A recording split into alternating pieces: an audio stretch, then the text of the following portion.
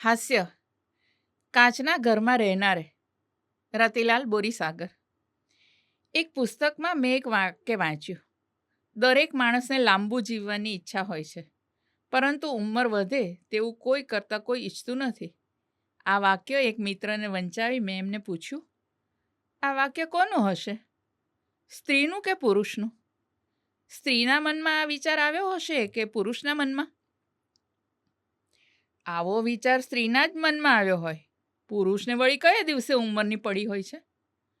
મારા આ મિત્રની ઉંમર 57 વર્ષની છે અને વાળ કાળા રાખવા નિયમિત રીતે હેરડાઈ વાપરે છે. સામાન્ય રીતે સ્ત્રીને નાના જ રહેવું, નાના દેખાવું ગમે છે એવી એક માન્યતા છે. સ્ત્રીઓ વિશેની અન્ય કેટલીક માન્યતાઓની પેઠે આ માન્યતા પણ ખોટી છે અથવા અડધી સાચી છે એમ પુરુષ થઈને કહેવું એ શિસ્તભંગ ગણાય એટલે કહેતો નથી.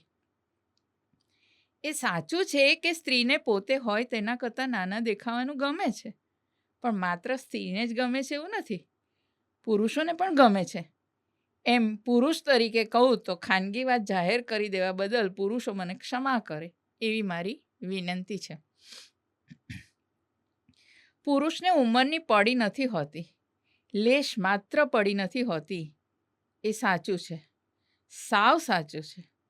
પરંતુ તે એક જ બાબતમાં, ને આ એક બાબત તે લગ્ન. 60 વર્ષની ઉંમરે 25-30 વર્ષની ઉંમરની યુવાન સ્ત્રીને પરણવાની તક સાંપડે તો કોઈ નરવીર પોતાની 60 વર્ષની ઉંમરની પરવા કરે નહીં. જૂના જમાનામાં તો 60 વર્ષનો પુરુષ 13-14 વર્ષની કોમલાંગી કન્યાને પણ પરણવાનું વીરત્વ બતાવતો, જાહેરમાં બતાવતો. રીતસર ઘોડે બેસી બેન્ડવાજા સાથે 60 વર્ષનો બહાદુર પુરુષ કોમળ કળી જેવી કન્યાને પરણવા જતો. આ દ્રશ્ય જોઈ હરિના લોચન્યા આંસુ ભીના થતા, પણ વરરાજાની આંખોમાં તો હરખના આંસુ જ આવતા. વીરો મારો બોખા મોએ હસમુખ થાય કે લાડો ચોકઠાની મદદથી પાન ચાવે ને રસ ઢોળે એવા ગીતો પણ જાનડીઓ ગાતી. આવા અમારા એક સગાની જાનમાં હું નાનપણમાં ગયો હતો એવું મને સ્મરણ છે. પુરુષ તો હજી આવું વીરત્વ દાખવવા તત્પર છે, પણ અત્યારની કોમલાંગી કન્યાઓ કોમળ અંગવાળી તો હોય છે પણ કોમળ હૃદયવાળી નથી રહી.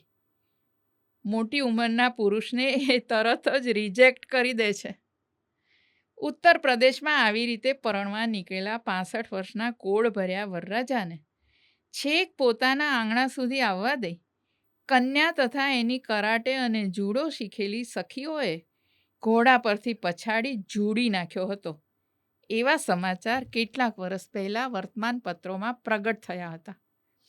કહેવાનું એ છે કે લગ્નની બાબત સિવાય પુરુષને પણ સ્ત્રીના જેટલી જ પોતાની ઉંમરની ફિકર હોય છે. ઉંમરની વાત આવે છે ત્યારે પુરુષ અને સ્ત્રી એક જ વેવલેન્થ પર હોય છે. આપણા એક વિદ્વાન અધ્યાપક એકવાર બસ સ્ટેન્ડે બસની રાહ જોઈને ઊભા હતા.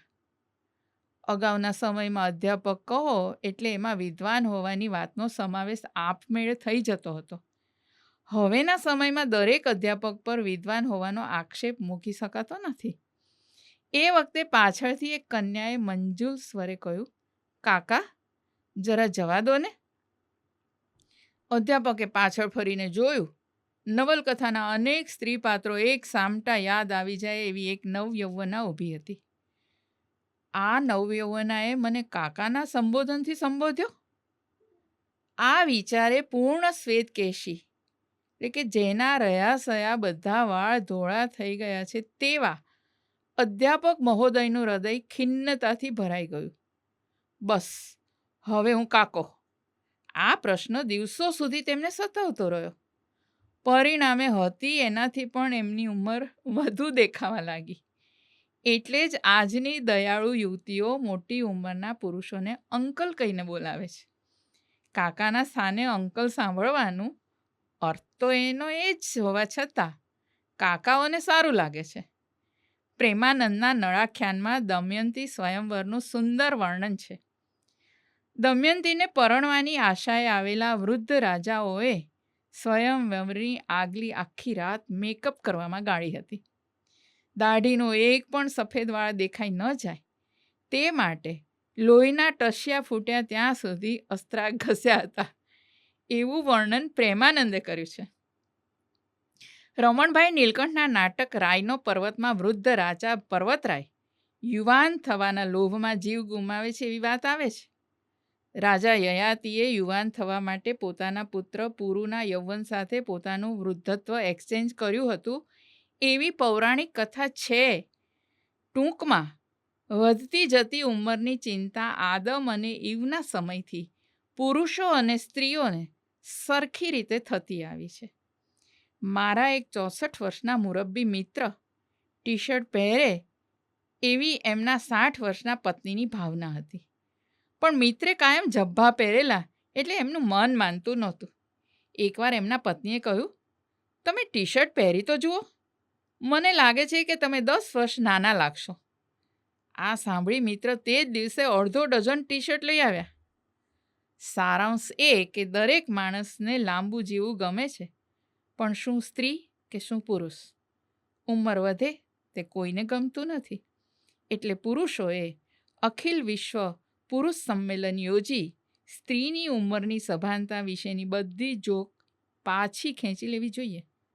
પુરુષો આમ નહીં કરે તો આધુનિક સ્ત્રીઓ એમને પહેલી કહેવતની યાદ અપાવશે કે કાચના ઘરમાં રહેનારે બીજાના ઘર પર પથ્થર ન ફેંકવા જોઈએ.